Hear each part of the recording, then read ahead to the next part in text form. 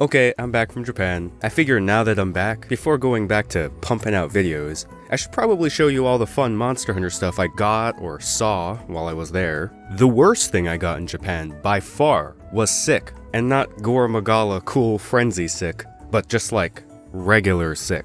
So if I sound sick, now you know why. The coolest thing I got is the creator model for the Elder Dragon of Just Throwing Hands, Nergigante. Now, I've been wanting one of these for quite a while. They're really nice looking, and now that I have one, the quality and detail on this thing looks pretty good. At one point, someone explained to me how the creator models work. I believe they only make so many of them depending on how many pre-orders they get. So I was a little bit scared that I wasn't going to be able to find one. When we went to the Capcom store in Shibuya, they did not have any nergis. Luckily, we did find one in a shop in Akihabara, and I don't think it was marked up at all. It was 22,000 yen, which is I think the same as how much the actual Capcom store sells the Lunastra models for. Speaking of Akihabara, after walking around and iframing a bunch of maids trying to hand out their maid propaganda, we managed to find a store that had the new unreleased Arkveld figure on display, which looks pretty awesome, not gonna lie. I don't think it releases until October, so if you're looking to get it, you probably have to pre-order it for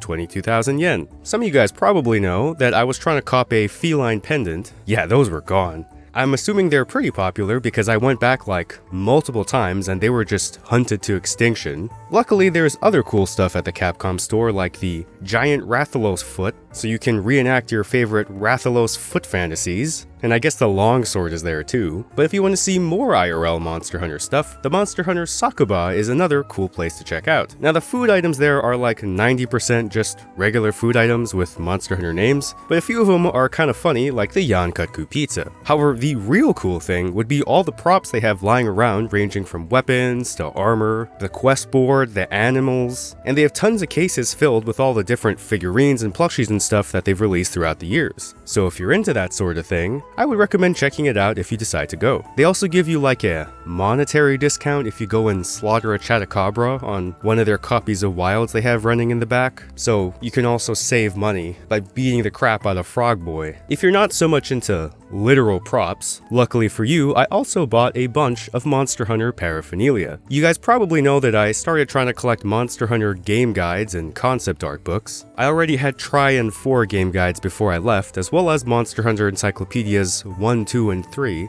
However, while I was up there, Japan has Book Off, which is like a chain of book/hobby stores that both sell new stuff as well as selling secondhand stuff, meaning you can find some really cool items that you can't exactly just go to a store and buy. For example, I found the original game guide for Dragon's Dogma, which if you guys don't know has a very intertwined history with Monster Hunter. Next up, we bought as many books as the airline would let me take back. I got the game guides for World and Sunbreak, the World Overview book, the Wilds Release book, and Monster Hunter Illustrations, which is pretty similar to the encyclopedias, with such gems as the Equal Dragon weapon, and this. Why'd I get all of these? Honestly, it just makes it easier when I have to look things up for videos when I can't find them online. Plus, sometimes people ask random Monster Hunter questions and I don't have a good way to answer them, but I do now. Plus, they get harder and harder to find as time goes on, so I should probably get them while I can. Per Extra Shoddy's suggestion, I also tried my hardest to find some Monster Hunter OSTs while I was there. I could not for the life of me find Monster Hunter Swing because I guess most people don't want to part with their copy. I did, however, manage to find a copy of the Monster Hunter DOS soundtrack. Now, the only CD player I own is in my car, and the sound dampening in a 2002 Toyota Celica